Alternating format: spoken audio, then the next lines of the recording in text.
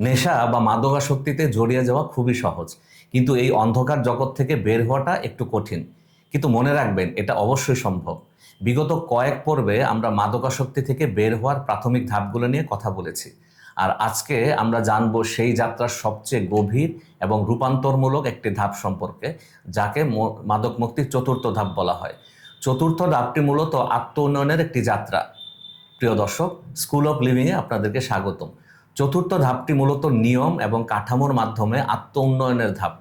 এটির মূল হাতিয়ার হলো একটি ডেইলি রুটিন বা রোস্টার। সকালে ঘুম থেকে ওঠা থেকে শুরু করে রাতে ঘুমাতে যাওয়া পর্যন্ত প্রতিটা কাজ হয় সুনির্দিষ্ট ও পরিকল্পিত।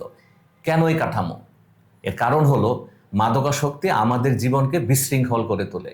এই রুটিন সেই বিশৃঙ্খলাকে শৃঙ্খলায় ফিরিয়ে আনতে এবং নতুন অভ্যাস গড়ে তুলতে সাহায্য করে, যে অভ্যাস সুস্থতার পথে চলতে সাহায্য করে। চতুর্থ ধাপের প্রথম অংশটি হলো মূলত গ্রুপ ভিত্তিক থেরাপির অংশ।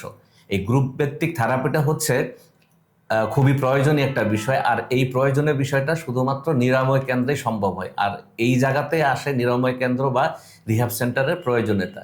সেখানে শুধু শারীরিক চিকিৎসা নয়, তৈরি হয় একটি নিরাপদ ও নিয়ন্ত্রিত পরিবেশ, যেখানে পেশাদার গাইডেন্স আর সহযাত্রীদের সমর্থন একসাথে কাজ করে।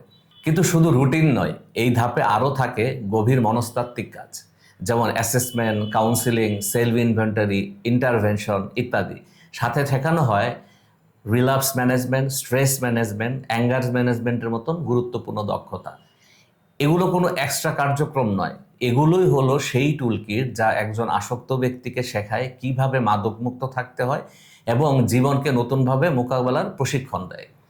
এই ধাপের পরবর্তী অংশে সবচেয়ে গুরুত্বপূর্ণ এবং কঠিন কাজটি হলো আত্মমূল্যায়ন এবং ইনার ফিলিংস নিয়ে কাজ করা।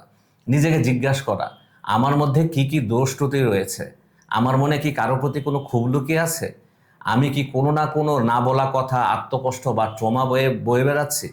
জীবনকে কি কোনো স্ট্রেসফুল ইভেন্টের ভিতর দিয়ে আমি নিয়ে যাচ্ছিলাম, বা আমার জীবনে কি কোনো স্ট্রেসফুল ইভেন্ট আমাকে আঘাত করেছে? কোনো গভীর ভয় কি আমাকে তাড়া করে? ক্ষতিগ্রস্ত সম্পর্ক বা সম্পর্ক নষ্ট হওয়ার পেছনে আমার নিজের দোষ ত্রুটিগুলো কি কি ছিল? আমার জীবনের কোন কোন ইভেন্টগুলো আমাকে পুনরায় নেশার কাছে ফিরিয়ে নিতে পারে? এখানে এই ব্যক্তির ট্রান্সফরমেশন বা রূপান্তর শুরু হয়। কারণ একটা মানুষ নেশার জগতে প্রবেশ করার পেছনে একটি নয়, অনেকগুলো কারণ জড়িয়ে থাকে।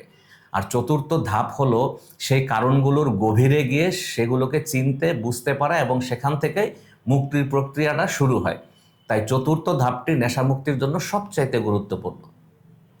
স্কুল অফ লিভিং থেকে আজকে এই পর্যন্তই। আবার দেখা হবে নেশামুক্তির পঞ্চম ধাপ নিয়ে। সে পর্যন্ত ভালো থাকুন, সুস্থ থাকুন।